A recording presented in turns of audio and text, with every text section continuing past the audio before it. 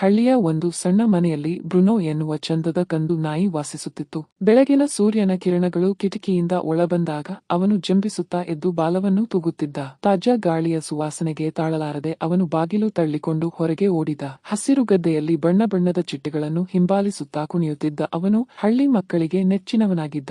ಅದೇ ಸಮಯದಲ್ಲಿ ಹತ್ತಿರದ ಹೊಲದಲ್ಲಿ ರೈತನ ಕೈಯಿಂದ ತರಕಾರಿಗಳ ಬಾಸ್ಕೆಟ್ ಕೆಳಗೆ ಬೀಳುತ್ತದೆ. ಬ್ರುನೋ ತಕ್ಷಣ ಓಡಿ ಬಿದ್ದು ಹೋದ ತರಕಾರಿಗಳನ್ನು ಬಾಯಿಯಲ್ಲಿ ಹಿಡಿದು ತಂದು ಕೊಟ್ಟನು. ಬ್ರುನೋ ನದಿಯ ತೀರಕ್ಕೆ ಹೋದ.